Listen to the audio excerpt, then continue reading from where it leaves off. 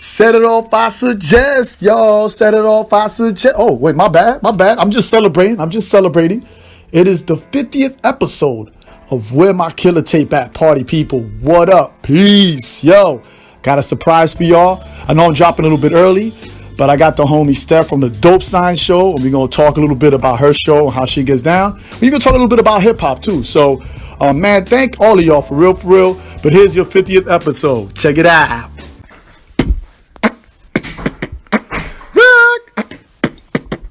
Steady. Rock. Steady. Rock, rock, rock. Steady, steady, steady, steady. Gangsta, gangsta, gangsta, gangsta.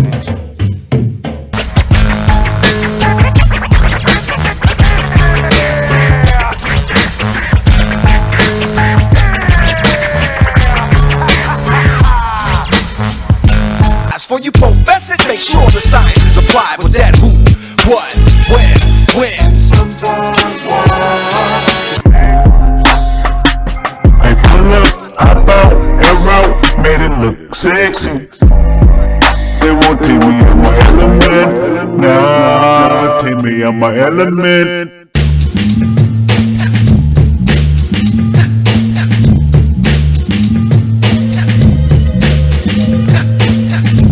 Peace, party people. This is the episode 50 of Where My Killer Tape At. And I wanted to surprise Steph. I didn't want her to know that this was the 50th episode. Oh, wow. I didn't know. Yeah, that's why. Now everything makes sense, right? The last hour makes complete and total sense, right?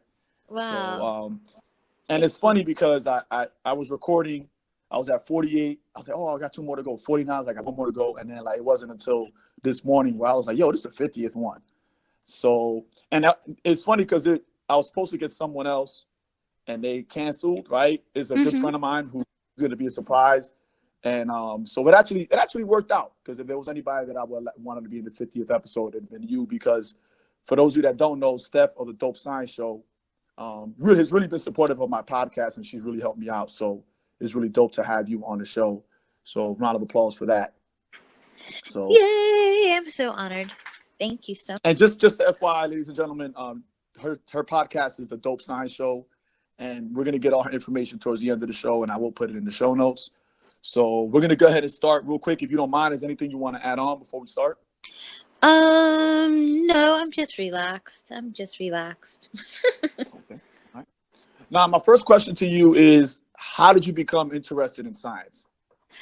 Oh, great question. I need to tell this story more. So Good. a long time ago, during the recession we had, I was unemployed, but I had been doing a lot of personal development. So I felt like, oh, I could do anything that I set my mind to. And I went to the career center and I saw a flyer on the wall, and it was like, be a nuclear plant operator, starts at 6-figure salary, and we'll pay you to learn, and then we'll hire you. And I was like, wow. And I remember I looked at it and I was like, that's a lot of money. But I was like, I've never even like passed a math class the first time around, and I've always avoided hard science because I thought it was kind of boring. But I was like, I'm here for the check. So I went for it. I applied, and I actually got another friend to apply too, and we both applied, and I crammed on YouTube to get through all the math tests, and then I wrote an essay, and then I went through like an interview process, and I got in the program. And it was a program where it was in a partnership between the local community college, Maricosta Community College, and the nuclear plant, which was the San Onofre nuclear plant in San Clemente, California. Okay. And it was a big deal. And I was super honored. And it was the hardest thing I ever did. And you had to maintain a B average to keep your scholarship. But I had so many challenges. First of all, I didn't know how to drive. I didn't have a car. I had to work full time and take the bus back and forth. And I also have a daughter. So I had to really change my life in order to make it happen. Her dad helped me out during the week, and I couldn't go to most of the classes. So I reached out to my professors and asked them to allow me to record the lectures and conduct a Saturday study group every week and show up for the tests.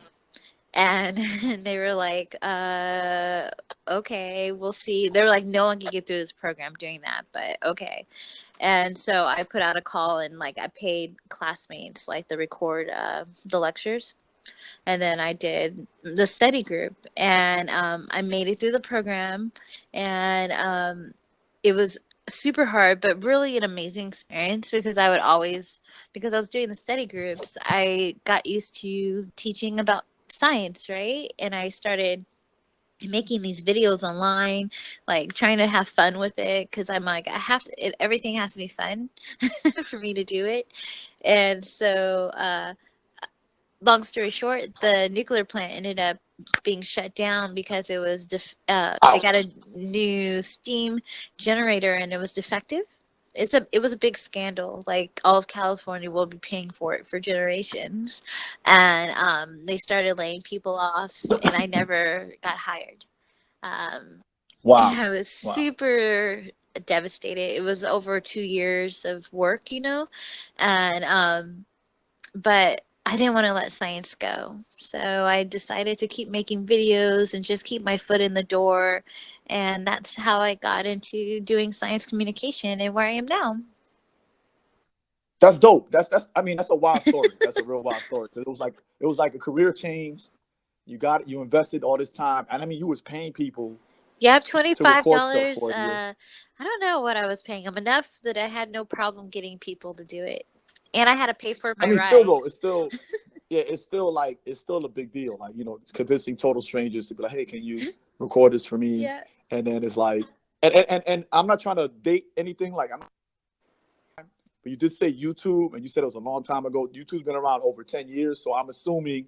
And you said the recession, so I'm assuming this was, again, I'm not trying to you can date me. anybody. I don't mind. This was about 10 years ago, so I'm assuming 2008, 2009. God. That is a long time ago. Right? What have I been doing with my life? Let me know. Let me know. It was 2010. Okay, so okay. And then it ended in 2012. So I started in 2010 and ended in 2012. Oh, I feel like, what have I been doing? But I've been living. I've been living and working. But I mean, that's part of the journey. Like, that's how you got to where you are now.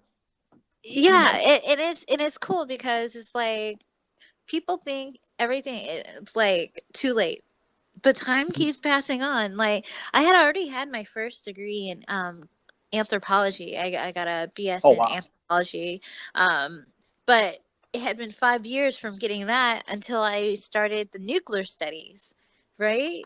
So it was like I was already out of college for 5 years by then, and then now it's like 6 years later and I'm still on a career search, still living. And it's like, I could go back to school again and I probably will, I most definitely will.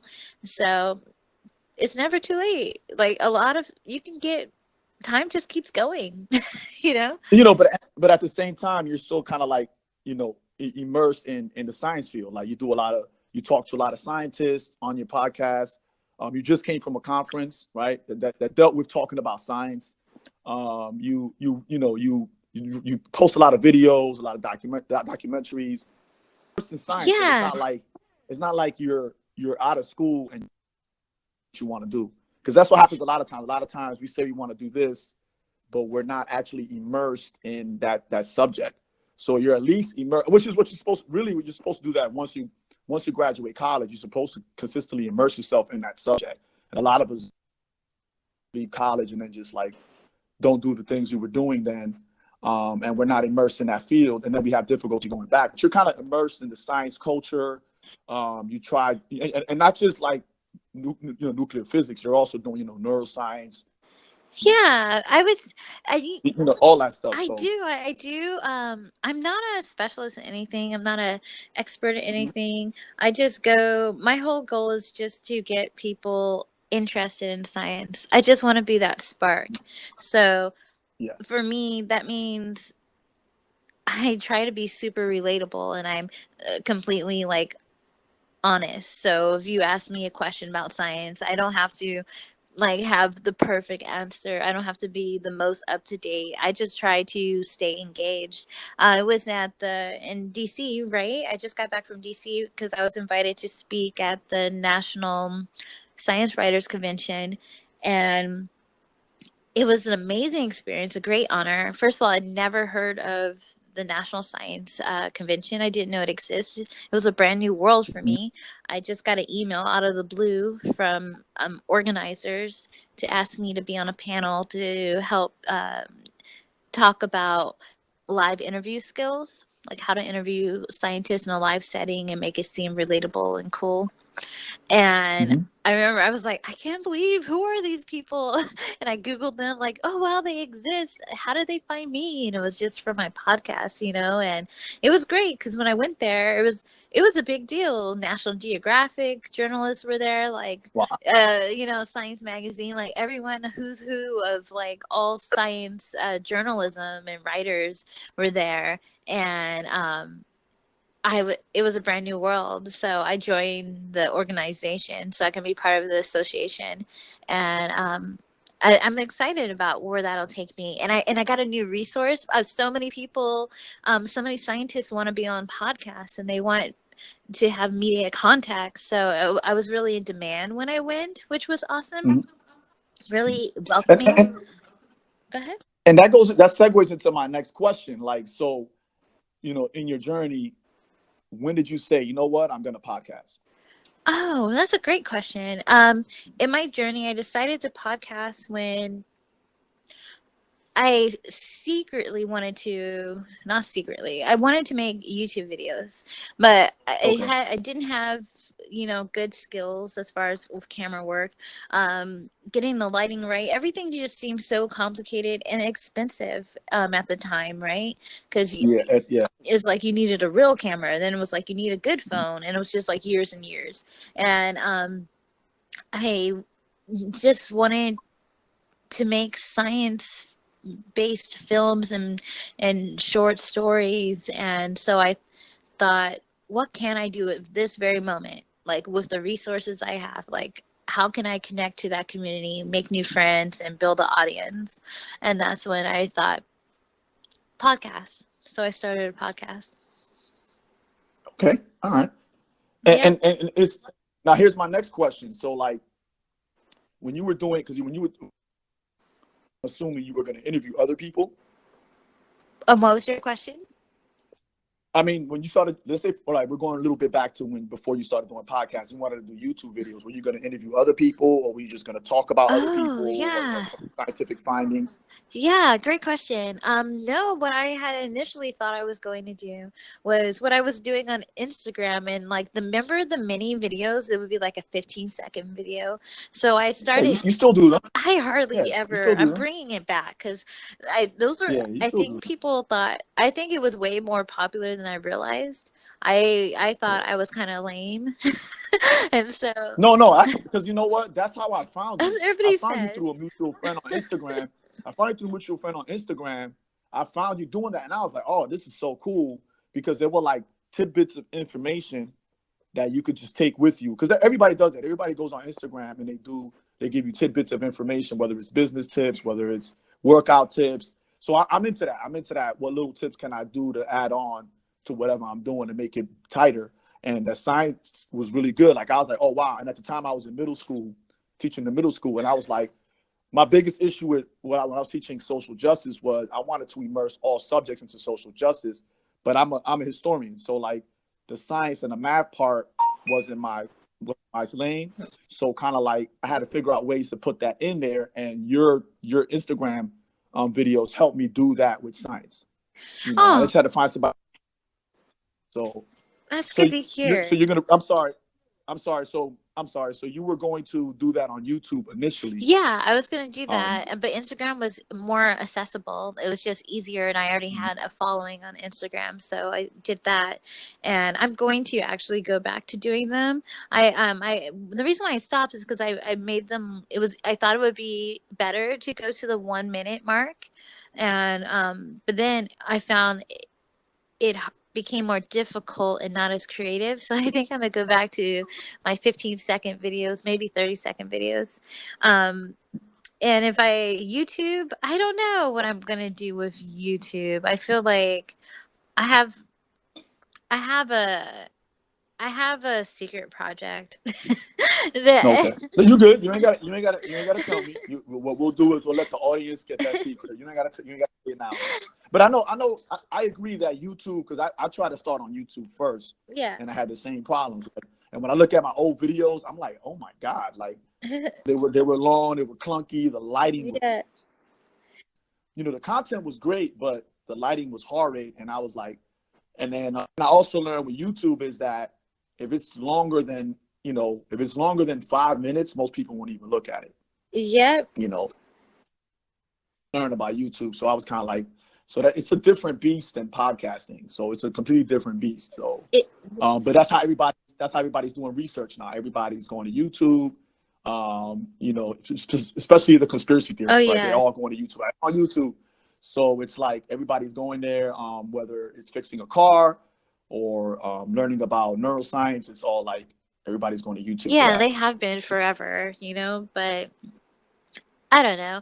I'm just doing my thing. I would like to I'm on YouTube. Like you can hear the podcast on YouTube, but as far as I'm going and I upload videos sometimes, but it's like I'm not super focused on doing it. It's like I'm more interested, I think, in doing IGTV and being more consistent with that. There's just so many things to do, and it's hard. So I think maybe it's better to master one thing, which is the podcast, and then I would like to get some help. I think I'm ready to have like a partner or something. I feel like I've reached as far as I can go without additional help. But I can outsource the help, even if I don't have like a fully committed person who's passionate about the Dope Science Show. I can go to Fiverr and like nickel and dime some freelance work, and go from there. And it's funny because everybody I know that has expanded to YouTube from the podcasting world, they got a team. Unless they're doing it full time. Like I know the Black Guy Who Tips podcast, he does that, but he does it full time. So, and then I look at like the for all nerds and not the fan bros. For all nerds show, they have a team. Yeah, they have like everyone. a team. They outsource a lot. Yeah, so. I'm on a team. I'm on the You Have Me at Black podcast team. So yes, you are. But and let me ask you this question about. We're gonna get into that in a second. And I'll table that question for them because we're going to talk about You Had Me at Black, and we're going to talk about your black hair stories.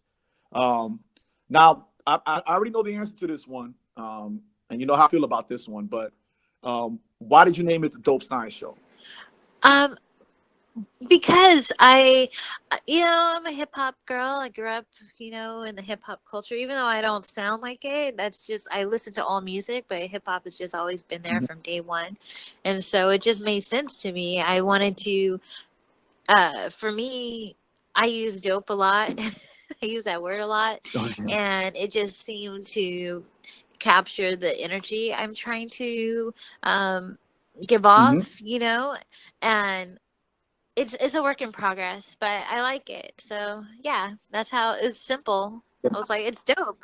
It's a dope science show. I was like, hey. I know it's a dope title. Let me just say that. I've always said that. You know how I feel about the title, but I always felt that. But I was wondering, like, were you trying to catch a particular audience? Were you trying to like?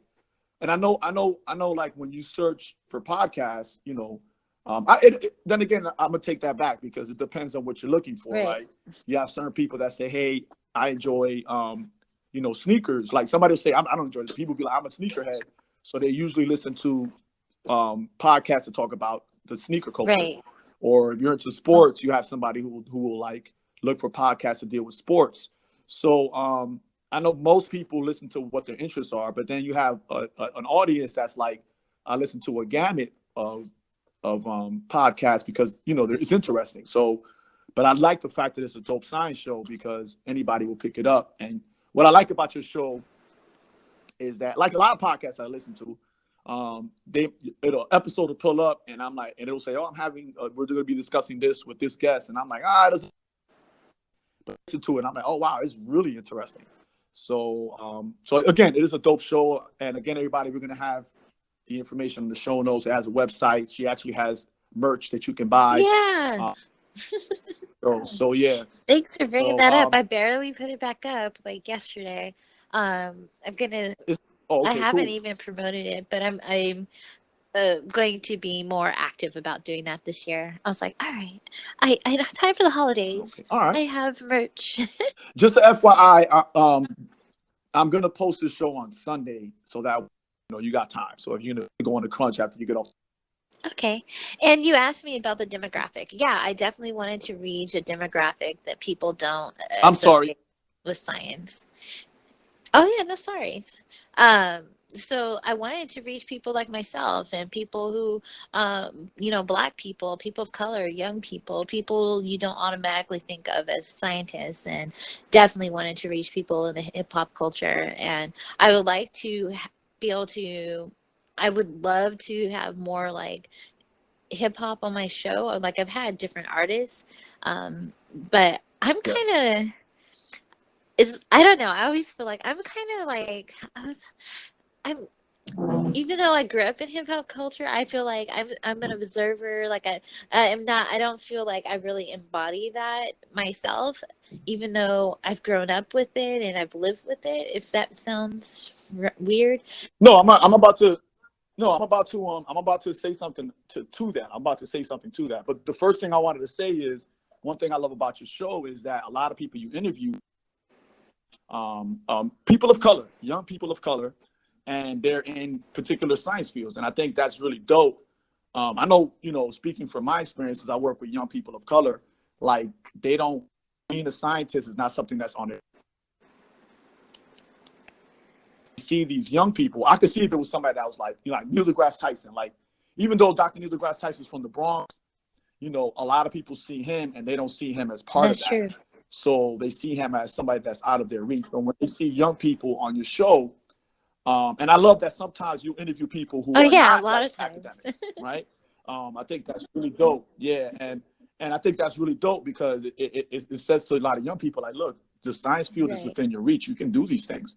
And I think that's what makes your show really dope. Now, to the hip hop question, I was in Zulu for 18 years, and I taught hip hop culture. I continue to teach what the 5 elements are. The 5 elements, of course, are knowledge,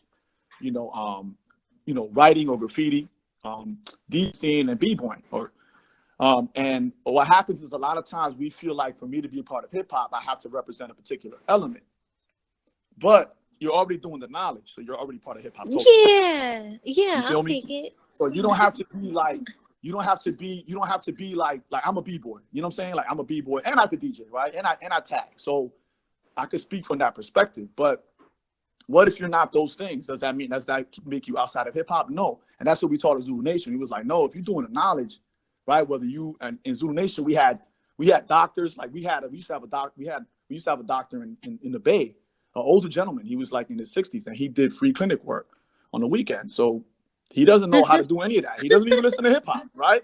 He doesn't even listen to hip hop, but he services young people that don't have access to healthcare. So like, and he was part of Zulu Nation. So it was kind of like, shout out to the North Star chapter of Zulu, right? So like, that's what hip hop embodies. You know what I'm saying? So like, you don't have to have an MC on the show one day. You don't have to have a boy the next one. You don't have to have a DJ the week after that to be hip hop. You do the knowledge, so that to us, that's awesome. Hip hop.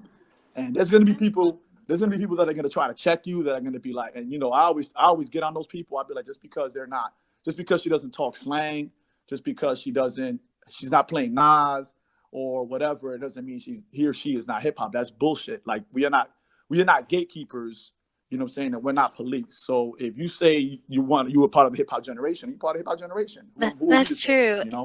I'm glad you said that because I do think that way. But at the same time, as you're going through the 5 pillars, I was like, I used to go out. My friends were graffiti artists, and I was right there. My friends were b-boys, b-girls, and I was at at all the b-boy and b-girl like competitions, and it's like DJs. My friends are DJs. Like I just lived that life, that experience. And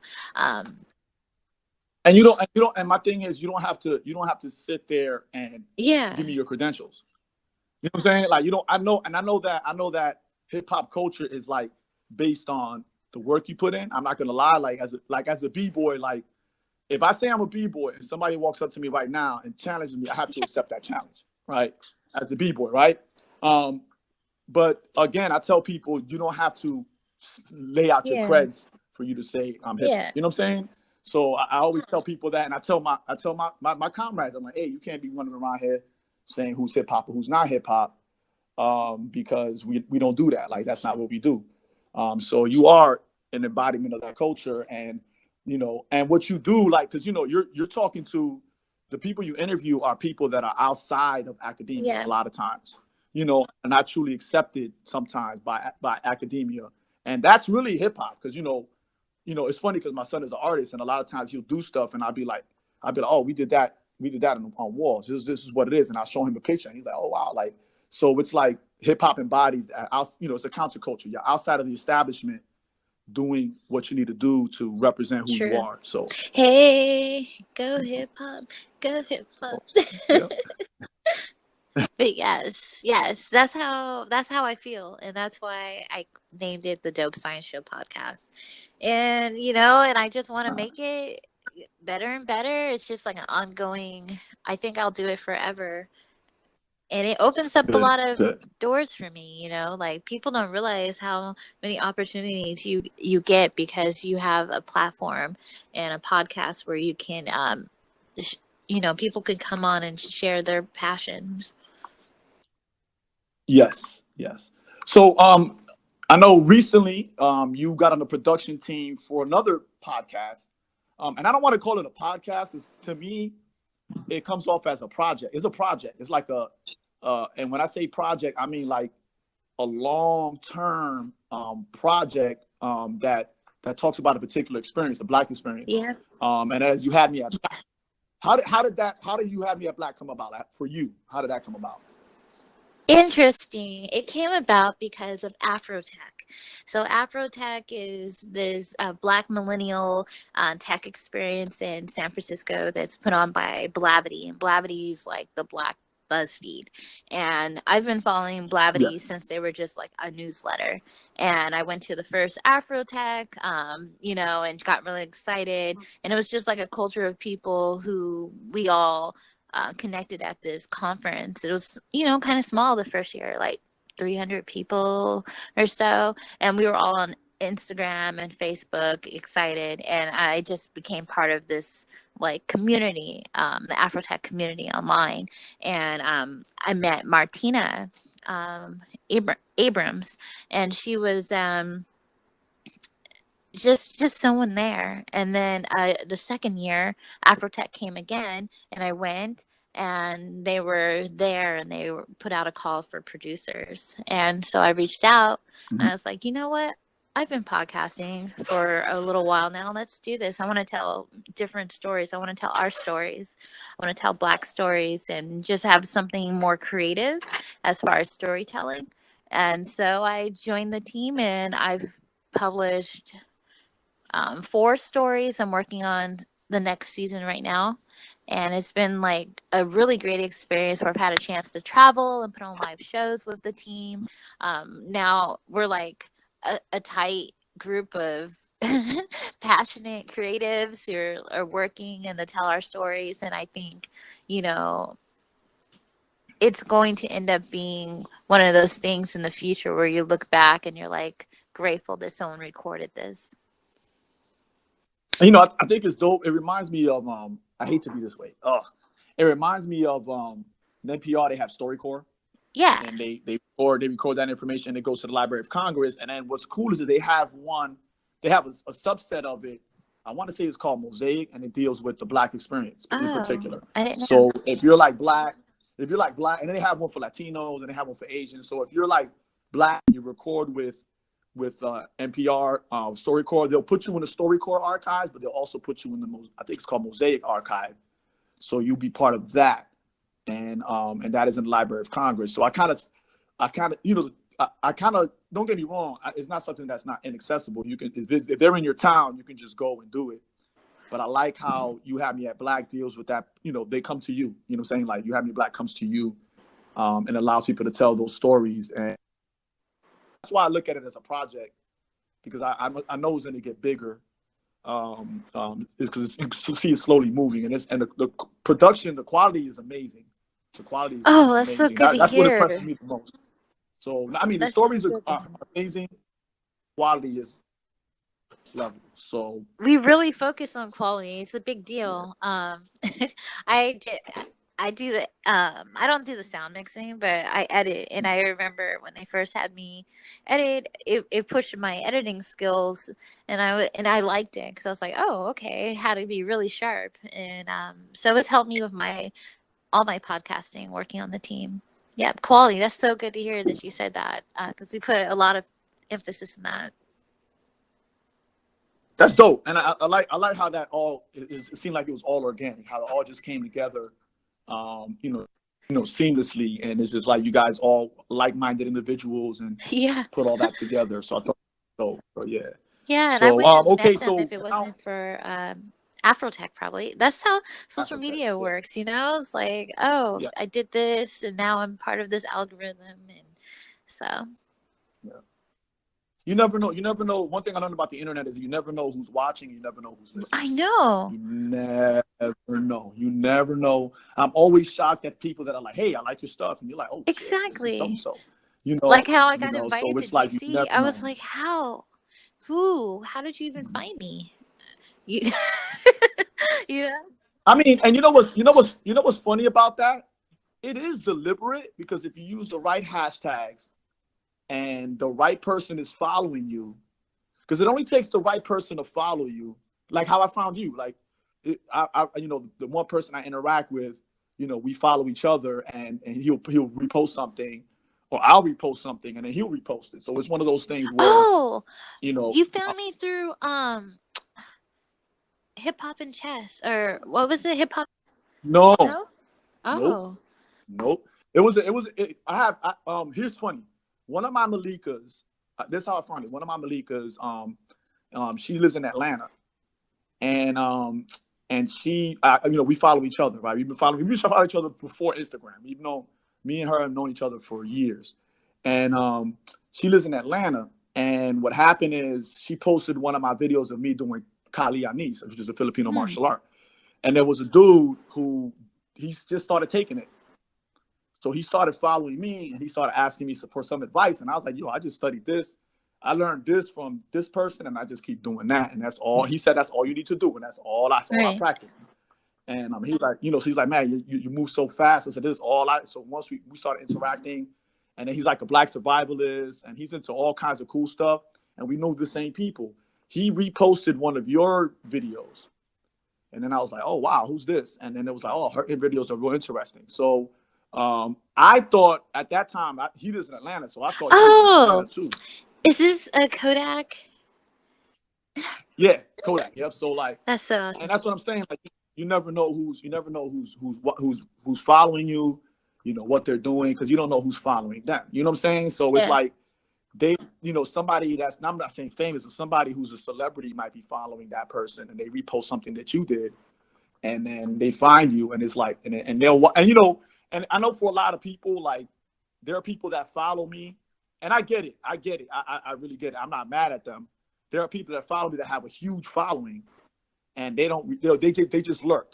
And I get it, because they, they can't, they have a social capital that they have to maintain. So, and I'm not saying that I'm controversial, but they, they don't want to repost something that might be questionable, and then they're in hot water. So I get that. So, but I appreciate the lurk. So like, because they're lurking, you don't know what they're liking, you don't know what they're. How do you know they're you know, what lurking? How do you know? Sometimes they'll DM you and they'll say, "Hey, I like this post," Oh, or they'll, you see what I'm saying? Or they might repost something that you did, and you're just like, then you look and you're like, oh my God, they're following me. You know what I'm saying? Like, oh, I see. so That's cool. it's like this has made it easier because like they can look at your stuff, but if they go into your IG story, the celeb who follows me, and the only reason why I realized that person followed me was because they follow my IG story. Mm-hmm. And I was like, oh yeah. I was like, oh, You're wow. like, yeah. You know what I'm saying? Yeah, there's a couple of celebs that do that, and I'm like, oh wow. But again, at the same time, they don't want to give up their social capital, and then next thing you know, all their followers are following. You know what I'm saying? Like I get it because they build up that following. I never like, think about that. Yeah.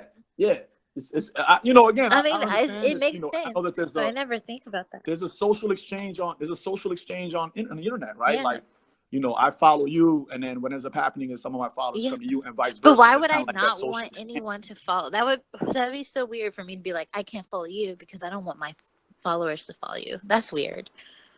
But I guess if if it's like controversial or something, or that's what I'm saying, and it might not be controversial, right? It might not be controversial, but let's say, for example, I'm about to get this book deal that I can't talk about, right? And then I'm following. Let me see, who should I say? Here's a good example. I don't want to say her name, but there's a particular person I follow who, this person is very controversial, and when she drags you, this person insults you and does all this stuff, right? So like, I could repost something that this person says, and somebody from that book deal might be like, you know what? I don't appreciate that, and that might be the end of my book deal. Yep. And they don't have to tell me. They don't have to tell me why. They can just say, nope, and I gotta walk. And I won't know. I won't know. So it's like, I could understand that, especially people have deals that are background deals that they can't talk about or whatever. You never know, and that's just the world we live in. That's the world we live in. That's true. So it's there's social capital, and then again, let's say, for example, I'm like an internet celebrity, and I'm not trying to downplay that. If I've worked my way up to get 200K followers.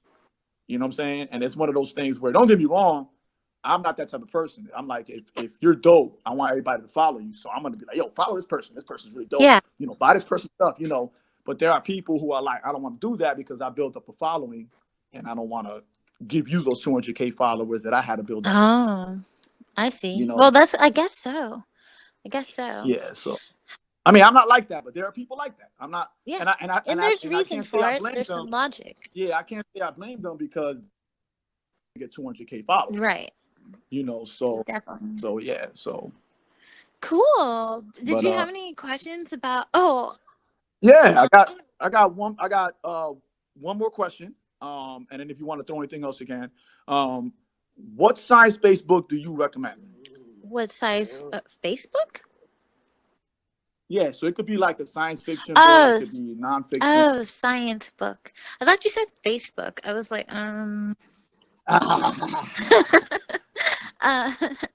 Oh yeah, so I have two recommendations because these are the books that I need to read next, and I have one of them.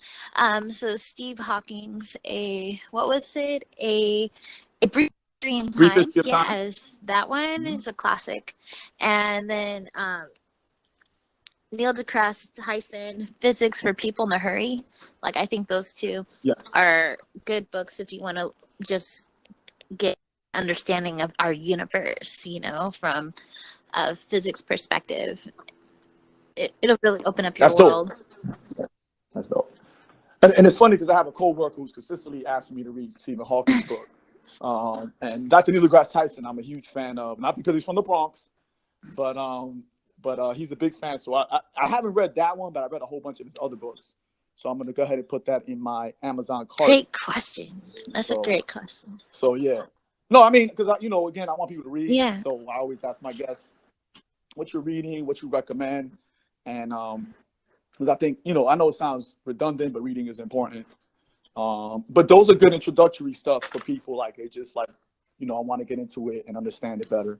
Exactly. So, but Yeah, so again, Steph, what I want you to do is if you could like give all your social media contact, website information, all that. And ladies and gentlemen, I'm going to put that in the show notes. So if you miss it, it'll be in the show notes. Awesome. So you guys can find me at The Dope Science Show on Instagram, Dope Science Show on Twitter.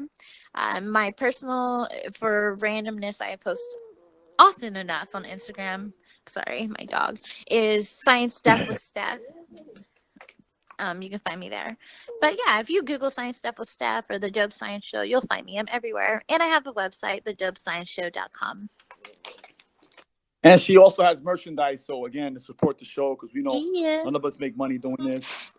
Go on there and buy. I know I gotta buy a hoodie. Yes. I actually lowered the prices. I'm not even making money on the merch. Everything's so expensive. I just want people to rock my stuff. So we were like bonded. So I'm not even making money on it. So I lowered the prices. Only thing I say about that is that, and people get mad at me when I say this, people want to spend what they want to spend money on.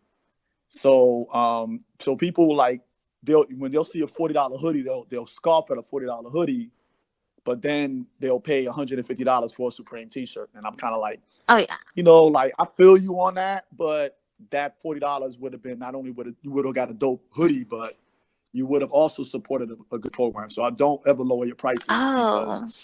People can pay for it. They just don't. Again, you know why I lowered them is because I wanted regular people to be able to do it and not have to like hurt for it. You know, so again, Steph, I've been in situations where this is what made me change my idea about that. When I used to host shows and people used to be like, "It's a show," and I'd be like, "All right," and then they get there and they'd be like, "Oh, you know, my man Danny's on stage. Can I get in for free? Can I get in for free?" And they're like, and it's not like it was like $100. It was like $5-10, you know. Yeah. And then they'll beg and beg. They'll call you up to the front. You'll be like, "Yeah, let them in." And then they'll go to the bar and buy out the whole bar. And it's kind of like, man, bro, like, you know, like we make the money at the door. The bar goes to the bar. Like, you know, do all that. So people pay for what they want to pay for. You know what I mean? Like people, if they really want the hoodie, they'll cover it. If they don't, I'm telling you, I've seen people say, "Oh, that's your shirt is $20," and they'll make a whole bunch of noise, and then I see them turn around and buy a Supreme shirt for $150, and I'm just kind of like, "Dag, yo," you know. And again, you can spend your money on whatever you want to spend on, but don't scoff at my $20 shirt and how expensive it is. And then you're buying, you know, every day you're buying 2 dime bags a week. You know, so I'm gonna keep that in mind. I maybe I'll develop a higher end line or something. But I'm like my introductory. I feel like I want it to be affordable so people can just rock it, including myself. But your content, and I'm guilty of this too. Don't get me wrong, I'm guilty of this too. Like. Nobody's paying for my content yet, but the content is free. That's true. So you know what I'm saying? Like you're providing a service. You're putting out. Okay, fine. You're right. I'll raise the. You see what I'm saying? Like I don't get me wrong. I got to put up merch myself, but it's my thing is you're already providing that. I could see if you're just selling shirts, but you're providing dope content. It's free. No, let me not. It's not free. You're paying for it. Yeah, Like I'm paying to. You are paying for it, and it's like so. The least we can is support. The least we can do outside of reposting the links is, you know, paying a little something for that, you know. True. And it's not like you're taking the money and putting a down payment on a BMW. It's paying for the actual show. I can see if you're like, "Oh, I got a Bentley now." You know, that's true. That's true. Good point. I was thinking I would do a combination with my Patreon, so certain levels will get the shirts as well. So okay. I'm gonna keep that in mind, though. I think you're right. You're right. I'm gonna figure it out. We all do. I have to do the same thing too. So, Steph, once again, thank you for being on the 50th episode. Yeah, I'm so special. I'm so honored, and thank you for everything. You were one of the main people in my first season who would repost and share and hype me up, and that's why I'm here still. So I appreciate you. And I just want to say, it's a pleasure and an honor. Because I know for me, myself, not just podcasting, you make teaching for me easier. You really make teaching for me that I can't reach.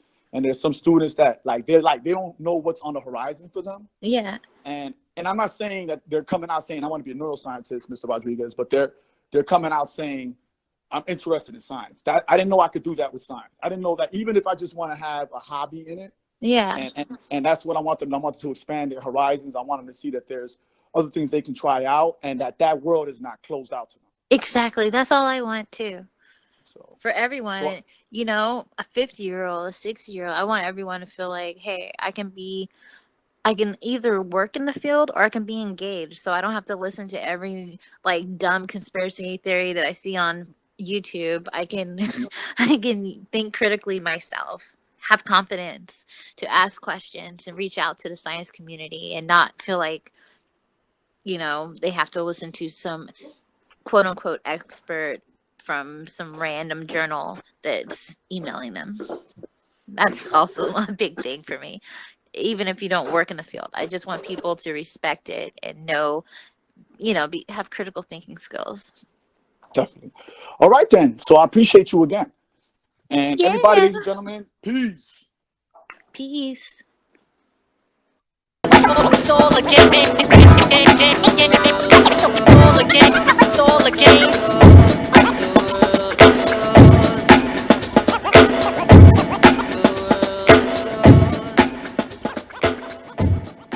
Man, for the 50th episode, man, I thought I was gonna have like a long list of shout outs, but here they go though. But this first one goes out to Missy Creates up on the left coast.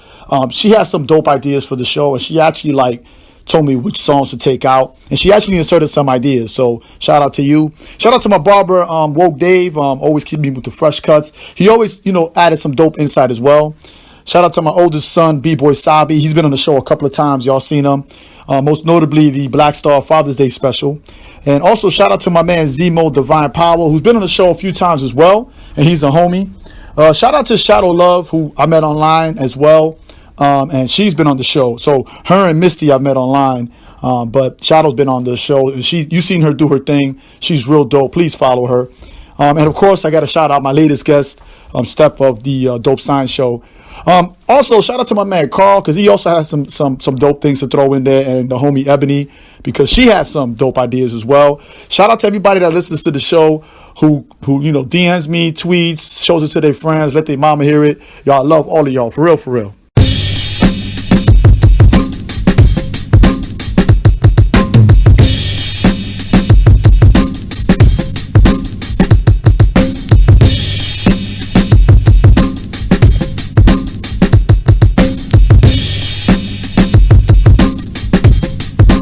There you have it, party people. Episode 50 in the bag, man. I just hope I can get to the next 50, right, to episode 100. But it's been a dope ride. We're going to keep it moving.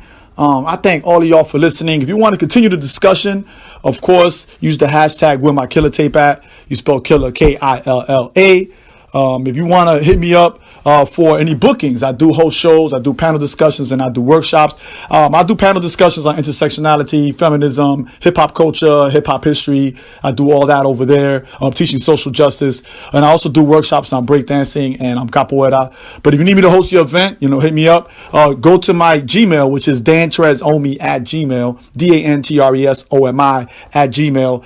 And go ahead and put in the subject column, put bookings. And if you want some advice so that I can talk about it on the show, you could do the same thing, send it to the same email, but just put advice in the subject heading. And if you just want to hit me up, I'm on Twitter at DanTresOmi, DanTresOmi, or you can find me at Omi's Podcast, and that's OMIS Podcast. Again, it's been dope. We're going to keep it moving, and we're going to give you another dope 50 episodes. Peace.